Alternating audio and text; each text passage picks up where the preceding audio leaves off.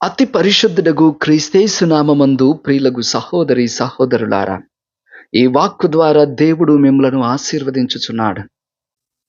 అనేకమైన ఆశీర్వాదాలతో అనేకుల యొక్క హృదయ పరివర్తనను కలిగించేటువంటి ఈ కాలమందు దేవుడు మీతో ఈనాడు మాట్లాడుచున్నాడు. తపస్సు కాలపు మొదటి ఆదివారమున మనం ప్రవేశించి ఉన్నాం. ఈనాడు మానవ జీవన గమనాన్ని ప్రభావితము చేయగలిగేటువంటి శోధన అను దానిని గూర్చి మనము చర్చించబోతూ ఉన్నాం. ప్రియులకు సహోదరి సహోదరులారా, ఒకానొకసారి ఒక ఇద్దరు యవ్వనస్తులు తమ జీవితాన్ని పూర్తిగా దేవునికి అంకితము చేయాలని తమ గురువు దగ్గర తర్ఫీదు నిమిత్తమై అతని చెంతకు వెళ్తూ ఉన్నారు. వారు పవిత్రంగా జీవించాలి అనేటువంటి ఆలోచన ఇరువురిలో ఉంది. మరి కొంతకాలము ఆ గురువు వారిని తనతో ఉండజేసుకోవడానికి అంగీకరిస్తూ అక్కడ తనతో పాటుగా అన్ని ప్రార్థనలకు మరి అన్ని రకాల క్రియల్లోనూ వారు భాగం పంచుకోవాలని తెలియచేశాడు. ఇదిగో ఒక 10 రోజుల తర్వాత నేను మిమ్మల్ని ఒక ప్రశ్న అడగబోతాను. ఇన్నాళ్ళు ఇక్కడ ఈ వాతావరణంలో ఉండిన తర్వాత నేను మిమ్మలను ఒక ప్రశ్న అడుగుతాను. ఆ ప్రశ్నకు మీరు సరైన సమాధానం ఇవ్వగలిగితే అప్పుడు మిమ్ములను కొనసాగించాలా లేదా ఈ జీవితమందు అని మీకు తెలియచేస్తాను అని వారికి చెప్పారు. అలాగే అని వారి ఇరువురు కూడా అంగీకరించారు. ఒక 10 రోజుల తర్వాత వారి ఇద్దరు యవ్వనస్తులను కూడా ఈ యొక్క గురువు ముందు కూర్చోబెట్టి వారిని అడుగుతూ ఉన్నారు. మీకు తప్పు చేయాలి అనేటువంటి శోధన ఏమైనా వచ్చిందా? గడిచిన కాలము అంటే ఇక్కడికి రావడానికి ముందు మీకు ఎలా శోధనలొచ్చేవి? ఇక్కడికి వచ్చిన తర్వాత ఆ శోధనలు తగ్గాయా? పెరిగాయా? అని వారిని ప్రశ్నించాడు. మొదటివాడు చెప్పాడు, నేను ఇక్కడికి రావడానికి ముందు నేను శోధింపబడ్డాను. నాకు శోధనలెన్నో వచ్చాయి. ఇక్కడికి వచ్చినాక కూడా నాకు శోధనలు వస్తూనే ఉన్నాయి. అంతకు ముందు జీవితంతో పోల్చుకుంటే ఇక్కడకు వచ్చినాక నాకు ఇంకా ఎక్కువ శోధనలనేవి పెరిగాయి గురువుగారు. నన్ను క్షమించండి అని మొదటివాడు సమాధానమిస్తాడు. ఇక రెండవ వ్యక్తిని కూడా గురువు అదే ప్రశ్న అడిగాడు.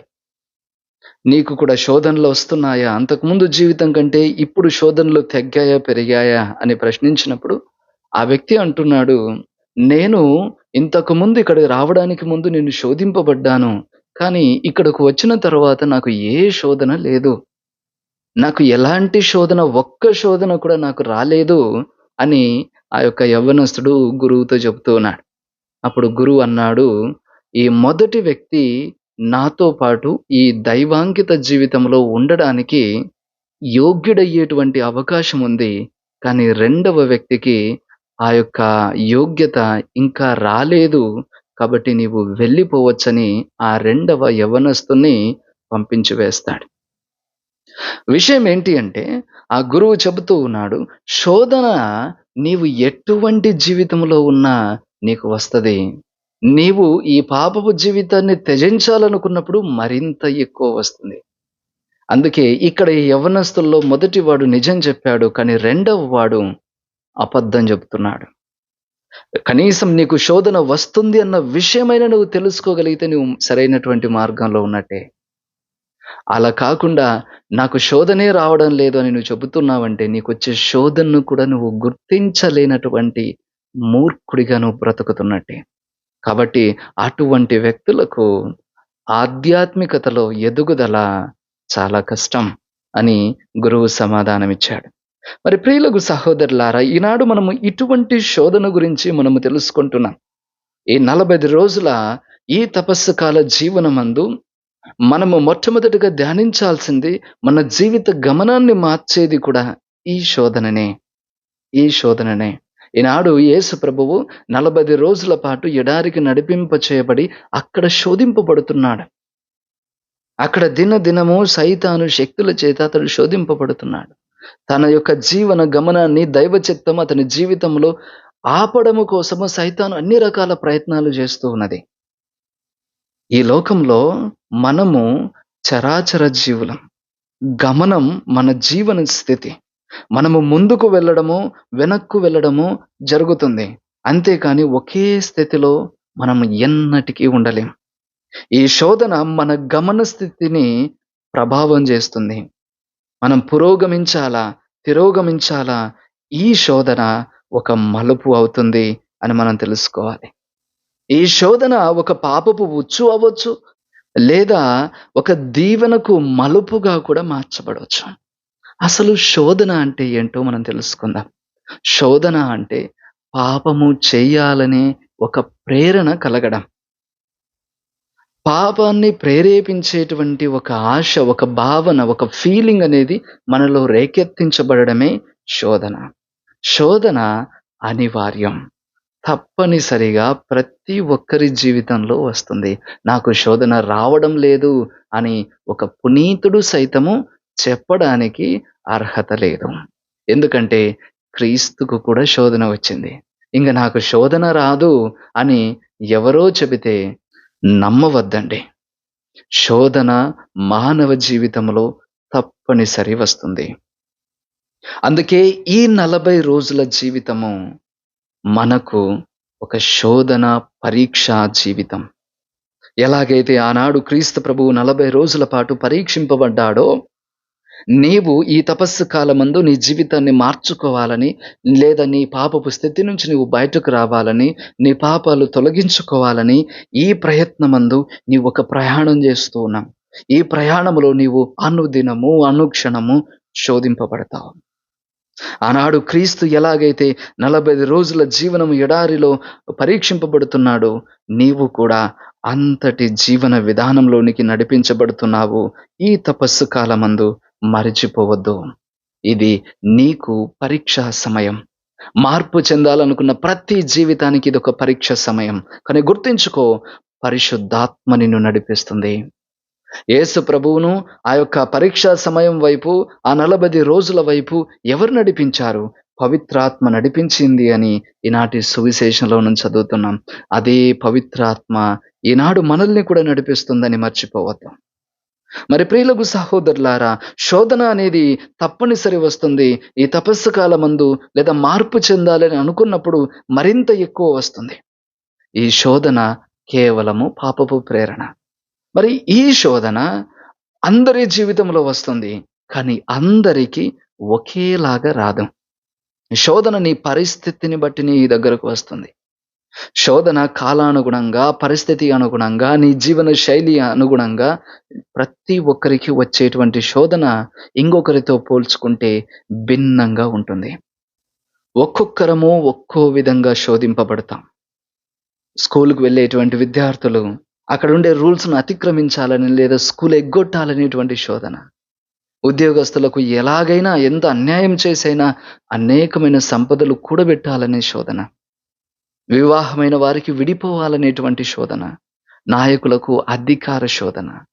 అలాగే మనము బాలుడుగా ఉన్నప్పుడు ఒక రకమైన శోధనలు, యవ్వనుడిగా ఉన్నప్పుడు ఇంకొక రకమైన శోధనలు, యజమానుడిగా, కుటుంబీకుడిగా ఉన్నప్పుడు మరొక శోధనలు, వృద్ధుడిగా ఉన్నప్పుడు ఇంకొక విధమైనటువంటి శోధనలు. మన ఆయా వయస్సులో తగ్గట్టుగా మన ఆలోచన విధానము, అదే విధంగా మన శోధన విధానము కూడా మారుతుంది. అందుకే శోధన అనేది 2 రోడ్ల యొక్క జంక్షన్. మంచి, చెడు అనే 2 రోడ్ల యొక్క జంక్షన్. అనగా శోధన అనేది ఒక జంక్షనే. ఆ జంక్షన్ నుంచి నువ్వు ఏ రోడ్డు తీసుకుంటావు అనేదే అది పాపమా, పుణ్యమా అనే నిర్ణయం గావించబడుతుంది. అంటే శోధన అనేది మంచి కాదు, చెడు కాదు. అది పాపం వైపు మనకు కలిగేటువంటి ఒక ఆకర్షణ. అనగా శోధన రావడమే తప్పు అని అనుకోవడము మూర్ఖత్వం. అలా అనుకుంటే యేసు ప్రభువుకు శోధనలు కలిగాయి కాబట్టి యేసు ప్రభువు కూడా తప్పు చేశాడని చెప్పుకోవడంతో సమానమైనది. కాబట్టి శోధన అనేది ఎవ్వరికైనా రావచ్చు. కానీ ఈ శోధనకు ఎలా నువ్వు స్పందిస్తావో, అది నువ్వు మంచి చేస్తున్నావా, చెడు చేస్తున్నావా, లేదా నువ్వు మంచివాడివా, లేదా చెడ్డవాడివా అనేటువంటి ఒక నిర్ణయము నీ చేతుల్లో ఉంటుంది అని మర్చిపోవద్దు. ఉదాహరణకు ఒక ఎగ్జామ్ నువ్వు రాస్తా ఉన్నప్పుడు అక్కడ ఒక ప్రశ్న పత్రం ఇస్తారు. ప్రశ్నాపత్రం ఈ ఎగ్జామ్ పేపర్, క్వెషన్ పేపరు బాగుందా, బాగలేదా అని అడిగితే ఒకరు బాగుందంటారు, ఇంకొకరు బాలేదంటారు. చదివిన వాడికేమో ఈజీగా ఉంటుంది. చదవని వాడికేమో కష్టంగా అనిపిస్తుంది. కానీ వాస్తవానికి ఆ ప్రశ్న పత్రం బాగుందా, బాగలేదనే విషయం మీద నీ జీవితం ఆధారపడదు.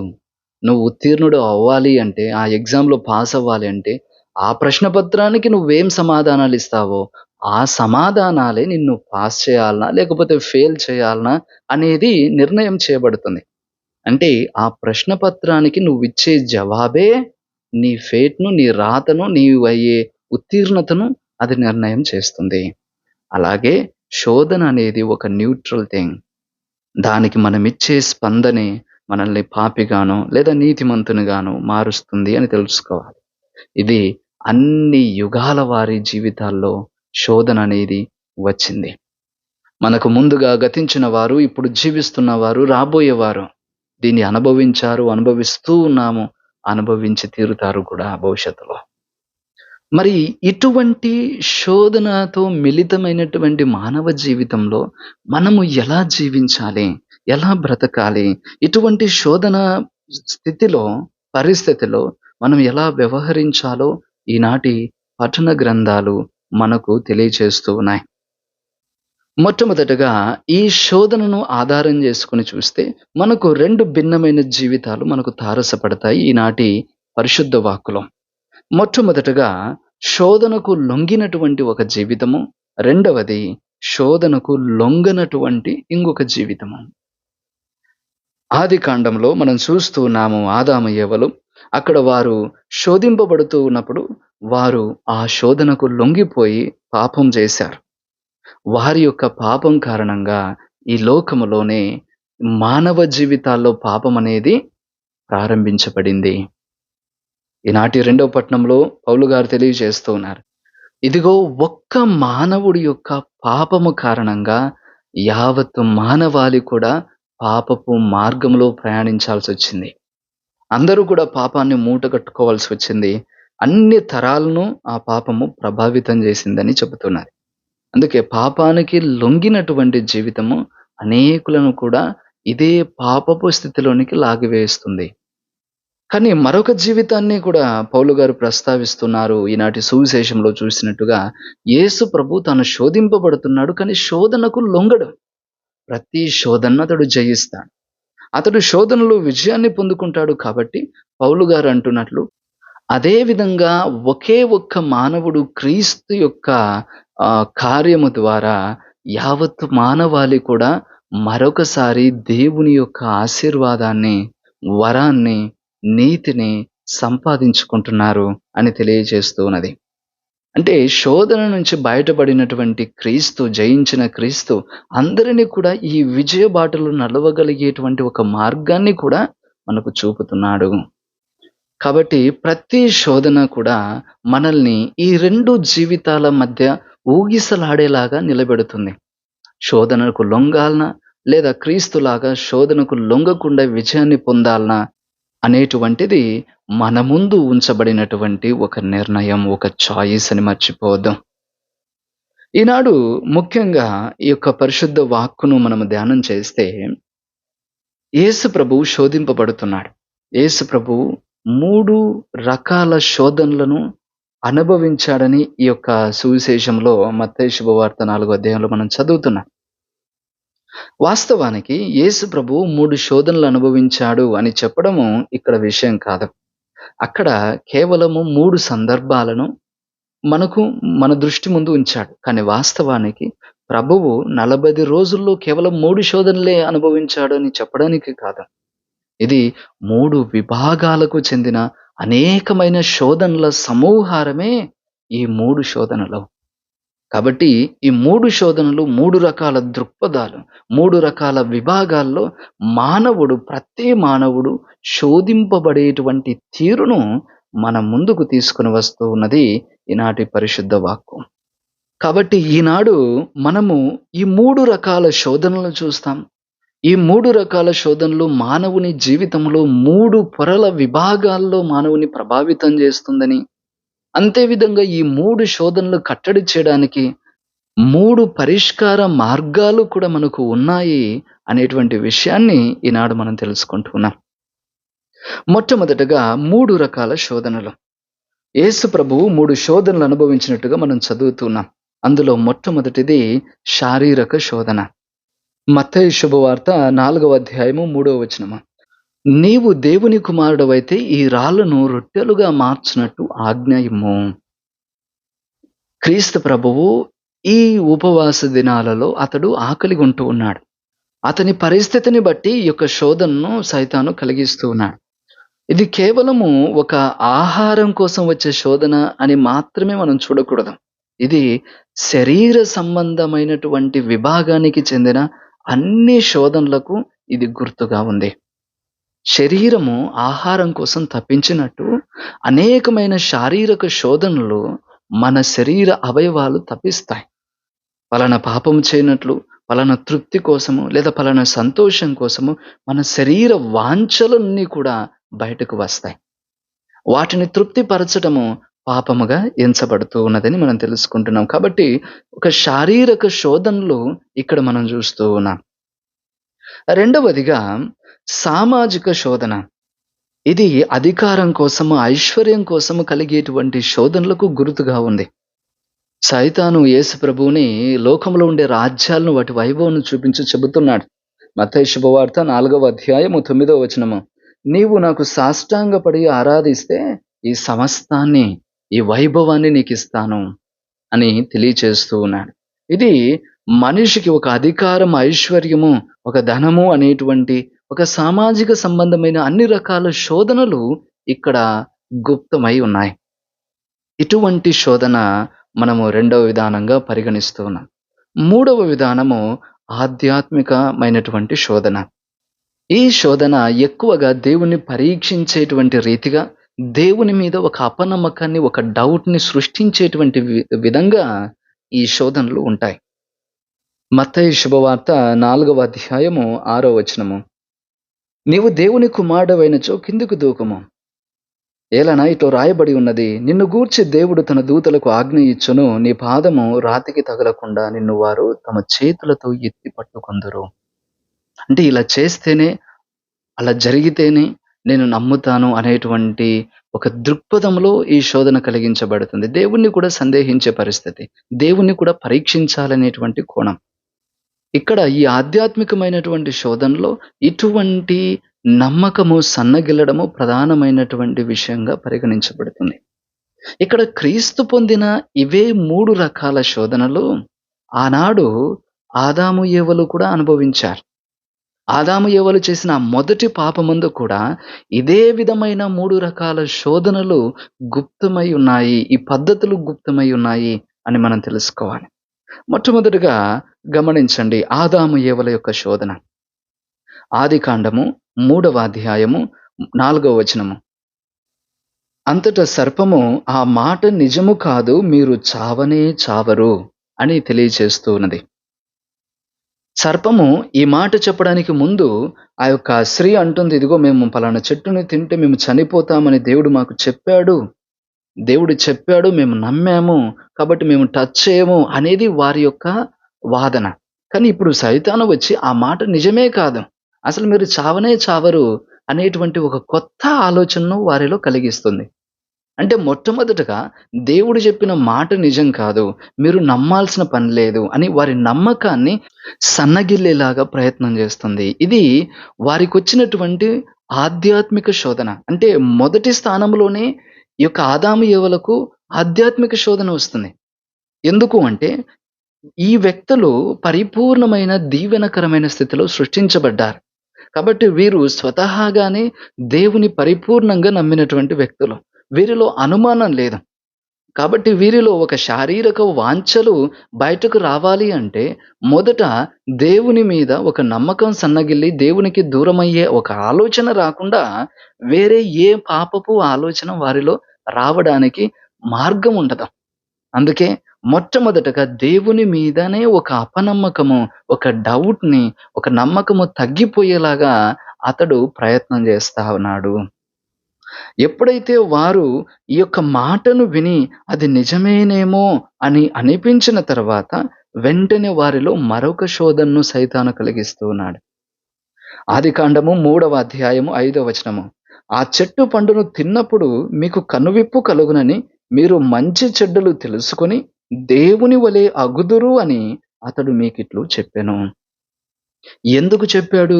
మీకు ఈ విధంగా మిమ్మల్ని నమ్మేలాగా దేవుడెందుకు చేశాడు? ఎందుకంటే అది తింటే మీరు కూడా దేవునితో సమానమైన వ్యక్తులవుతారు. దేవునిలాగా మంచి చెడులు తెలుసుకొని మీరు దేవునిలాగా గొప్పవాళ్ళైపోతారు. ఆ విధంగా అయిపోతారేమో అనేటువంటి ఉద్దేశంతో మిమ్మల్ని తినవద్దని దేవుడు మీకు తెలియచేశాడు అని సైతాను వారి ఆలోచనలను ఒక వక్రపు దారిలో తీసుకుపోతుంది. అంటే దేవుడు మేము ఎదగకూడదనేటువంటి ఉద్దేశంతో ఇలా చేశాడు. మేము అభివృద్ధి చెందాలి. మేము కూడా అధికారం పొందుకోవాలి. మేము కూడా దేవునితో సమానమైనటువంటి పవర్ పొందుకోవాలి. కాబట్టి ఒక ఆశ వారిలో కలుగుతుంది. మేము కూడా దేవుడంతటి అధికారాన్ని, శక్తిని పొందుకుంటాం. ఒక అధికార సామాజిక శోధన ఈ రెండవ స్థానంలో వీరి జీవితంలో కనబడుతుంది. ఎప్పుడైతే ఈ 2 విధానాల్లో వీరిని శోధన వైపు పూర్తిగా లాగుతున్నారో పాపం వైపు, ఆటోమేటిక్‌గా మూడవ శోధనకు దారి ఏర్పడుతుంది. అందుకే వాక్కులో చదువుతూ ఉన్నాము. ఆదికాండము 3వ అధ్యాయము 6వ వచనము. ఆ స్త్రీకి ఆ చెట్టు కన్నుల పండుగగా కనబడెను. దానిని పండు తినుటకు రుచిగా ఉండునని తోచెను. ఆ పండు వలన తెలివితేటలు కలిగిన ఎంత బాగుండునో కదా అని తలంచి ఆ చెట్టు పండ్లు కోసి తిని భర్తకు ఇచ్చెను. అక్కడ గమనించండి. ఇప్పటి వరకు ఎటువంటి అపనమ్మకం లేనటువంటి వీరిలో ఒక అపనమ్మకాన్ని, దేవుని పైన నమ్మకము తగ్గిపోయేలాగా చేశాడు. తర్వాత దేవునంతటి వ్యక్తులమవ్వాలనేటువంటి ఒక దురాలోచన వారికి కలిగించాడు. ఆటోమేటిక్‌గా వారి కంటికి అది చాలా కన్నుల పండుగగా కనబడుతుంది. చాలా ఇంపుగా కనబడుతుంది. ఇది చాలా చక్కగుంటుంది అని తమ నోరు తప్పించేటువంటి రీతిగా వారి నోటిలో నీళ్లూరుతున్నాయి. ఎందుకంటే ఇది తినడానికి చాలా రుచిగా ఉంటుందని వారికి అనిపిస్తుంది కాబట్టి నోట్లో నీళ్లు కూడా ఊరుతున్నాయి. అంటే శరీరము కూడా లొంగిపోతుంది. ఒక శారీరక వాంఛలకు లొంగిపోయేటువంటి ఒక స్థితి, ఒక శోధన ఇక్కడ మనకు అంతర్లీనంగా బయలుపడుతుంది ప్రియులకు సహోదరి, సహోదరులారా.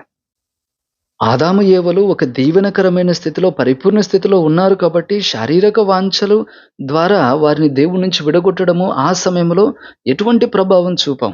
కాబట్టి మొదట దేవుని మీదే నమ్మకము సన్నగిల్లేలాగా చేసి, అది నిజం కాదని తర్వాత ఒక ఆధ్యాత్మిక బంధాన్ని వారి వారి జీవితంలో బలహీనపరచి, తర్వాత సామాజిక, శారీరక ఆశల పైన వైపున ఈ యొక్క శోధన అనేది వీరిని నడిపించి పాపము చేసేలాగా చేసింది. ఇక్కడ ఆదాము, ఏవలు ఎదుర్కొనిన అదే విధమైన శోధన విధానం ఒకటి క్రీస్తు కూడా అనుభవిస్తున్నాడు. ఆదాము, ఏవల పరిస్థితిని రూపు మార్చాలి అంటే వారు పొందుకున్న అదే శోధన విభాగాల్లో క్రీస్తు విజయాన్ని సాధించాల్సి వస్తుంది. అందుకే యేసు మొదట ఆకలి అనేటువంటి శారీరక శోధనలు జయించి, తర్వాత అధికారం, ఐశ్వర్యం అనేటువంటి సామాజిక శోధనలను దేవుడు జయిస్తూ ఉన్నాడు. ఆ తర్వాత దేవుణ్ణి కూడా శోధించాలి లేదా దేవుని పరీక్షించాలి అనేటువంటి ఆధ్యాత్మిక శోధనలన్నీ కూడా క్రీస్తు జయిస్తూ ఉన్నాడు. అంటే ఆదాము, ఏవల యొక్క శోధన విధానము ఆధ్యాత్మిక స్థితి నుంచి శారీరక స్థితికి వస్తే, క్రీస్తు విధానములో శారీరకము నుంచి ఆధ్యాత్మిక స్థితిలో దాన్ని రివర్స్ చేస్తూ ఉన్నాడు. కానీ మన జీవితానికి వస్తే, మన విషయానికి వస్తే మనకు కూడా ఇదే విధానాల్లో, విభాగాల్లో మనకు కూడా శోధనలొస్తాయి. కాకపోతే ఈ ఆర్డరు ఇదే విధంగా జరగాలని రూలేమి లేదు. ఒక్కొక్కరికి ఒక్కో రీతిగా వస్తాయి. కానీ ఇదే విభాగాల్లో ఈ శోధనలు వచ్చే అవకాశం అయితే తప్పనిసరిగా ఉంటుంది. అది ముందు వెనుక ఎలాగైనా రావచ్చు. కొందరికి ఆధ్యాత్మికంగా నమ్మకాన్ని బలహీనపరిచిన తర్వాత వారిని శారీరక వాంఛల వైపు సైతాన్ నడిపిస్తాడు. ఇంకొందరికి శారీరక వాంఛలను కలగజేసి తర్వాత ఆధ్యాత్మికంగా వారిని బలహీనులుగా చేయడము సైతాను ప్రయత్నం చేస్తాడు. ఇంకా మరికొందరికి అధికార, ఐశ్వర్య అనేటువంటి సామాజిక శోధనలతో వారి జీవితాన్ని ప్రారంభించి దేవుడంతటి వాళ్ళవ్వాలని లేదా ఎవ్వరికీ తలొగ్గకూడదని లేకపోతే అందరి ముందు తమ యొక్క గొప్పతనం చాటుకోవాలనేటువంటి ఒక అహంకార ధోరణిలో నుంచి కూడా దేవునికి దూరం అయ్యేటువంటి శోధన వైపు ఇతను నడిపిస్తాడు. కాబట్టి మన జీవితంలో శోధన ఏ విభాగం నుంచైనా ప్రారంభమవ్వచ్చు. అవకాశం అయితే ఉంది. కాకపోతే శోధన ఎక్కడ మొదలైనా కూడా చివరి టార్గెట్ ఒక్కటే ఉంటుంది. ఏంటో తెలుసా అది? మిమ్మల్ని దేవుని నుండి దూరం చేయాలి. మిమ్మల్ని ఆధ్యాత్మికంగా బలహీనపరచాలి. ఇదే ప్రతి పాపం వెనుక ఉండేటువంటి ముఖ్యమైనటువంటి లక్ష్యం. నీవు ఏ విధంగానైనా నిన్ను శోధనలో లాక్కొని చివరికి నిన్ను ఆధ్యాత్మికంగా బలహీనపరచి దేవునికి దూరం చేయాలి అనేదే ప్రతి పాపము లేదా సైతాను యొక్క ప్రయత్నము అని మనం తెలుసుకుంటూ ఉన్నాం ప్రియులకు సహోదరులారా. అందుకనే మనం చెప్పేది ప్రతి పాపము మనల్ని దేవునికి దూరం చేస్తుంది.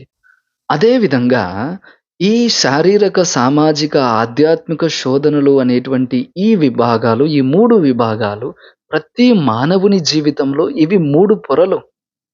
మనము శారీరక మనుషులం, సామాజిక వ్యక్తులం, ఆధ్యాత్మిక జీవులం. ఇవి ప్రతి మనిషిలో ఉండేటువంటి 3 రకాల పొరలు. కనుక ఈ మూడింటిలో ఏ ఒక్క చోట ప్రాబ్లమ్ వచ్చినా, ఏ ఒక్క చోట బ్యాలెన్స్ కోల్పోయినా మిగిలిన 2 కూడా భారమవుతాయి, బలహీనంగా మార్చబడతాయి. కాబట్టి ఈ మూడింటిలో ఏ ఒక్క విభాగంలో నువ్వు పడిపోయినా ఆటోమేటిక్‌గా ఇంకొక విభాగంలో కూడా నువ్వు పడిపోయే ఆస్కారము, మార్గము నువ్వే దానికి ఏర్పాటు చేసినట్టు. అందుకే శోధన అనేది లేదా పాపం అనేది అతి చిన్నదైనా దానికి మనం మార్గం ఇస్తే అది అతి పెద్దవైన పాపాలను కూడా తీసుకొని వస్తాయి మన జీవితంలోకి. యేసు ప్రభు ఒక మాట అంటాడు. ఒక దయ్యము ఒక వ్యక్తి నుంచి పారద్రోలబడినప్పుడు ఆ దయ్యం వెళ్ళిపోయిన తర్వాత ఈ మనుషుడు పవిత్రంగా ఉండడానికి ప్రయత్నం చేస్తాడు. కానీ ఆ దయ్యం మళ్ళా తిరిగి వచ్చినప్పుడు ఆ దయ్యానికి నువ్వు మళ్ళా వాసం కలిగించాలనుకుంటే అప్పుడు తనతో పాటు మరింత ఘోరమైన మరి 7 దయ్యాలను కూడా నిన్ను తీసుకొని వచ్చి నీ జీవితము అంతకంటే దుర్భరమైనటువంటి రీతిగా మారుస్తాయి అని ప్రభువు ఒక ఉదాహరణ కూడా మనకు పరిశుద్ధ గ్రంథంలో ఇచ్చాడు. కనుక మన వ్యక్తిగత జీవితంలో ఈ 3 స్థితిగతులను, ఈ 3 పొరల విభాగాలను మనం పరిశీలించుకోవాలి. నేను ఎక్కడ బలహీనపడుతున్నాను? ఎక్కడ పడిపోతున్నాను? ఎటువంటి విధానాల ద్వారా నేను శోధింపబడుతున్నాను? నాకొచ్చే శోధనలు ఎలాంటివై ఉన్నాయి? ఆత్మ పరిశీలన చేసుకోవాలి. వాటిని పరిశీలించుకున్నప్పుడే వాటి మీద ఎలా పని చేయాలో, ఎలా పరిష్కరించుకోవాలో కూడా తెలుస్తుంది. కాబట్టి ఈ మూడింటిని కూడా మనము బలోపేతం చేయాలి. ఈ 3 స్థితిగతుల్లో కూడా మనం బలంగా ఉండాలి. ఒకవేళ మనం ఈ మూడింటిలో ఎక్కడైనా మనం పడిపోతున్నాము, లేదా పాపములోనికి లాగివేయబడుతున్నాము, మరి ఎలా బయటపడడము? మరలా ఎలా మనల్ని స్థిరపరుచుకోవాలి ఆధ్యాత్మికత మందు అని అనుకుంటే, దేవుడు మన తల్లి తిరుసభ మనకు 3 పరిష్కార మార్గాల్ని ఇచ్చింది. వాటినే 3 తపస్సు కాల క్రియలు అని అంటాం. ఈ 3 తపోక్రియలు ఉపవాసము, దాన ధర్మాలు, ప్రార్థన. ఉపవాసం ఆచరించినప్పుడు మనము మన శారీరక వాంఛలను మనం క్రమపరుస్తున్నాం. మన శరీరాన్ని నలగగొడుతున్నాం. మనలో రేకెత్తించబడేటువంటి ఆకలితో మనం పోరాడుతున్నాం. ప్రభు అన్నట్టు మానవుడు కేవలము రొట్టె వలననే జీవింపడు. దేవుడు పలుకు ప్రతి మాట ద్వారా కూడా మానవుడు జీవిస్తాడు. ఈ మాటకు మనం కట్టుబడుతూ ఉన్నాం. మనం ఉపవాసం ఉన్నప్పుడు మనలో కలిగేటువంటి ఈ ఆకలితో మనం పోరాడుతున్నాం. అది కేవలము ఒక కడుపుకు సంబంధించిన ఆకలి కాదు. మన శారీరక వాంఛల యొక్క ఆకలితో మనం పోరాడుతున్నాం. ఈ ఉపవాసం ద్వారా మనము ఆహారాన్ని ఎలాగ అదుపు చేస్తామో మనలో ఉండేటువంటి కోరికలను కూడా అదుపు చేస్తాం. మనలో ఉండేటువంటి ఈ సైతాను ప్రలోభిత వాంఛలన్నిటిని కూడా మనము కట్టడి చేయడానికి ప్రయత్నం చేస్తాం. అందుకే ఉపవాసము ఎంతో శక్తిగలది. కనుక శారీరక సంబంధ శోధనలు జయించటానికి ఉపవాసము మనకు ఒక చక్కటి మార్గము, ఒక చక్కటి పరిష్కారంగా దేవుడు మనకి అనుగ్రహించాడు. రెండవదిగా దాన ధర్మాలు. ఈ దాన ధర్మాలనేవి మన సామాజిక శోధనలను కట్టడి చేస్తుంది. క్రీస్తు శోధింపబడ్డాడు. సైతాన్ చెబుతుంది నన్ను ఆరాధిస్తే ఇదిగో నేను మీకు ఈ సమస్తాన్ని ఇచ్చేస్తాను. ఈ ఐశ్వర్యాన్ని ఇచ్చేస్తాను. ఈ అధికారాన్ని ఇచ్చేస్తాను అని. అక్కడ ప్రభువు తెలియచేస్తూ ఉన్నాడు. కేవలము దేవుని మాత్రమే సేవించుదాం. దేవుని అధికారానికి మాత్రమే లొంగాలి. ఆయన్ను మాత్రమే ఆరాధించాలి అని ప్రభువు రూఢిపరుస్తా ఉన్నాడు. ఒక వ్యక్తి ఈ ఐశ్వర్యం కోసము, లేదా సంపదల కోసం, అధికారం కోసము తృష్ణ కలిగి, ఆశ కలిగి ఉండే వ్యక్తి ఇతరులను ఆదుకోవడానికి లేదా సహాయం చేయడానికి, దాన ధర్మాలు చేయడానికి ముందుకు రాలేడు. అటువంటి మనస్తత్వం వారికి రాదు. కానీ దాన ధర్మాలు చేయాలి అంటే ఒక గొప్ప మనసుండాలి. తన దగ్గర ఉన్నటువంటి సంపద ఇది నాకు అవసరం లేదు అని ఇతరులకు ఇవ్వగలిగేటువంటి మనస్తత్వం అంత ఈజీగా రాదు. నీవు దాన ధర్మాలు చేస్తున్నప్పుడు ఇదిగో నా దగ్గర ఉండే ఈ ధనమో లేదా ధాన్యమో నేను దానం చేయటం ద్వారా నాకు ఈ అధికార పదవి లేదా ఐశ్వర్య సంపదల యొక్క ప్రభావాన్ని మన మీద చూపేటువంటి దాని ప్రభావాన్ని మనం అదుపు చేయగలుగుతాం. దానం చేసే ప్రతి వ్యక్తి ధనమును గూర్చినటువంటి శోధన యొక్క ప్రభావం అతని జీవితంలో తగ్గిపోతుంది. తద్వారా ఈ లోక సంబంధమైనది ఏది కూడా నీకు దైవంతో సమానం కానే కాదు. ఎన్నో సంపదలొచ్చినా, ఎన్ని ఐశ్వర్యాలొచ్చినా ఇది నాకు నిజంగా శాశ్వత సంపద అనేటువంటి ఒక ఆలోచన ధోరణి మన నుంచి పోతుంది. ఎందుకంటే ఎన్ని సంపాదించినా అవసరానికి తగ్గట్టుగా అందరికి మనం ఇస్తూ ఉన్నాము. దాన ధర్మాలు చేస్తున్నాం, మంచి కార్యాలు చేస్తున్నాం, దైవ కార్యాలకు చేస్తున్నాం. అంటే మన నుంచి ఇంత తీసి పెట్టగలుగుతున్నాము అంటే ఇది నాకు సమస్తము కానే కాదు. ఇది నాకు ముఖ్యము కానే కాదు. ఇంతకు మించినటువంటి ముఖ్యమైన విషయము నా దేవుడయ్యున్నాడు, లేదా పరుల క్షేమమయ్యున్నది అని చెప్పినప్పుడు మన హృదయము విశాలమవుతుంది. నీ ఐశ్వర్యాన్నే నీవు ఇతరులకు పంచిపెడతా ఉన్నప్పుడు ఇంక ఐశ్వర్యం కోసం నువ్వెందుకు పాకులాడతావు? అంతకు మించినటువంటి దాని కోసం నువ్వు వెతుకుతావు. అదే దేవుడు. నీ అధికారాన్ని ఇతరుల క్షేమం కోసము నువ్వు వినియోగించేటువంటి వ్యక్తిగా నువ్వున్నప్పుడు, మరీ అధికారం కోసము నువ్వు అనేకమైన తప్పుడు మార్గాలు ఎందుకు తొక్కుతావు? అంతకు మించినటువంటి దాని కోసం నువ్వు పాకులాడతావు. అదే దేవుని సేవగా నువ్వు భావిస్తావు. అందుకే ఇతరులకు సహాయం చేయడము కూడా దేవుని సేవతో సమానమని చెబుతారు. మానవ సేవ, మాధవ సేవ అని చెప్పుటలో ఆంతర్యం ఇది. అలాంటప్పుడే నీలో దురాశ, అత్యాశ, అధికార ప్రలోభం వంటి వాటిని నువ్వు జయించగలుగుతావు ఈ యొక్క దాన ధర్మాల ద్వారా. ఇక మూడవది ప్రార్థన. తరచుగా ఉపవాసము, దాన ధర్మాలు ఆచరిస్తూ ప్రార్థించేటువంటి ప్రతి ఒక్క వ్యక్తి ఆధ్యాత్మిక పరిస్థితి ఆటోమేటిక్‌గా అభివృద్ధి చెందుతుంది. నీవు చేసేటువంటి ఉపవాసము, దాన ధర్మాల ద్వారా శారీరక, ధన, సామాజిక శోధనలు నువ్వు అదుపు చేసుకుంటున్నావు కాబట్టి ఆటోమేటిక్‌గా నీ ప్రార్థన ఈ పరిస్థితికి జోడించబడినప్పుడు దేవుని పైన అపారమైనటువంటి నమ్మకం ఒకటి కలుగుతుంది. నీ నమ్మకము దేవుని మీద మరింత బలపడుతుంది. అప్పుడు నువ్వు దేవుని శోధించలేవు. ఈనాటి సువిశేషములో సైతాను ప్రభువుకు చెబుతుంది, ఇదిగో నువ్వు దేవుని కుమారుడైతే ఇక్కడి నుంచి దూకు, నీ దేవదూతలు నిన్ను పట్టుకుంటారు నీకేం దెబ్బ తగలకుండా అని చెప్తా ఉన్నాడు. ప్రభువు అంటాడు, నీ దేవుని నువ్వు శోధించరాదు. నీ దేవునికి నువ్వు పరీక్షించకూడదని ప్రభువు అంటున్నాడు. అవును, ఈ ఆధ్యాత్మిక స్థితిలో దేవుని పైన నమ్మకం తగ్గినప్పుడు దేవుని పరీక్షిస్తాం. దేవుని శోధించడం మొదలుపెడతాం. అందుకే ఎప్పుడైతే మనకు ఉపవాసము, దాన ధర్మాలను కొనసాగుతూ మనము ప్రార్థన పరులుగా జీవిస్తామో ఆటోమేటిక్‌గా మనలో దేవుని పైన నమ్మకం అనేది రెట్టింపవుతుంది. అప్పుడు దేవుని మనం శోధించము, పరీక్షించము. కావున దేవుని పైన సంపూర్ణమైనటువంటి నమ్మకము కలిగినటువంటి వ్యక్తులుగా మనం మారుతాం.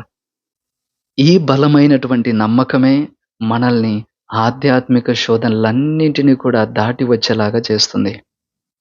మరి ప్రియులకు సహోదరులారా, చివరిగా ఇంకొక ముఖ్య విషయం. ఈ శోధింపబడిన విధానము క్రీస్తు కేవలం ఆ ఒక్క సందర్భంలోనో, లేకపోతే ఆ ఎడారిలో ఉన్నప్పుడు మాత్రమే జరిగింది అని అనుకోవడము పొరపాటు. ప్రభువు జీవించిన నాళ్ళు శోధింపబడుతూ వచ్చాడు. కానీ అతడు శోధింపబడిన ప్రతిసారి అతడు విజయం పొందాడు. యేసు ప్రభువు మరణం మీద విజయం పొందాడు. యేసు ప్రభువు ఒకేసారి మరణించాడు, ఒకేసారి విజయం పొందాడు. మళ్ళా రెండవసారి మరణం అనేది క్రీస్తు దగ్గరకు రాలేదు. కాబట్టి మరణం విషయంలో యేసు ప్రభువు వన్ టైమ్ విన్నర్. కానీ శోధన ప్రభువుకు జీవితకాలం వచ్చింది. జీవించనున్నాళ్ళు వచ్చింది. ఈ మూడింటిని అతడు జయించాడు. అతడు బలవంతుడిగా మారుతాడు. తర్వాత అనేక సార్లు పిశాచ శక్తులు ఆయన్ని ప్రలోభించాయి. కానీ లొంగలేదు. అనేక అధికారుల ద్వారా అధికారం, ఐశ్వర్య శోధనలు అతని జీవితంలో వచ్చాయి. కానీ అతడు నెగ్గుకొచ్చాడు. ఆఖరికి ఆయన తన శరీరమందు శ్రమలెన్నో పొందినను ఆయన ఓడిపోలేదు. అతడు లొంగిపోలేదు. అతడు తనకు ఎప్పుడు శోధన కలిగినా కూడా దాన్ని జయిస్తూ వచ్చాడు.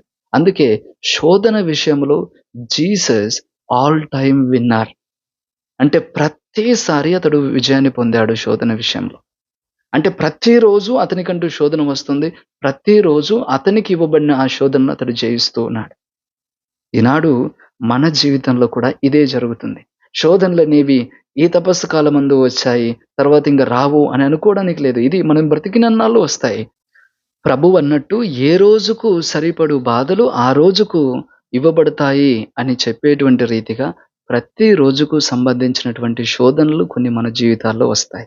కానీ ప్రతిరోజు మనము క్రీస్తులాగా ఆల్ టైమ్ విన్నర్ అవ్వాలి. మనము ప్రతిరోజు కూడా శోధనలు వచ్చేటువంటి దాని మీద మనం ఎదుర్కొని మనము విజయులుగా నిలబడాలి క్రీస్తులాగా. అంటే నువ్వు ప్రతిరోజు శోధింపబడతావు. ప్రతిరోజు కూడా నువ్వు విజయుడవు అవుతూ ఉన్నావు.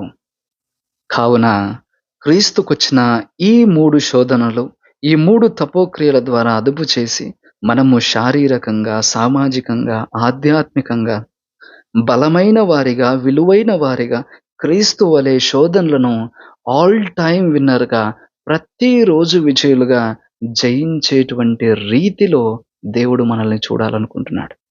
కాబట్టి ప్రియులకు సహోదరులారా, ఈనాడు ప్రార్థించుదామండి. దేవా, నా జీవితంలో కలిగేటువంటి శోధనలు ఎప్పుడు, ఏ రోజు, ఏ విధంగా వస్తూ ఉన్నాయో నేను తెలుసుకోగలిగి వాటితో పోరాడగలగాలి. వాటి మీద నేను కూడా నీ వలె విజయాన్ని పొందుకొని నీకు సరైనటువంటి అనుచరుడుగాను, సరైనటువంటి బిడ్డగాను నేను జీవించాలని అనుకుంటూ ఉన్నాను.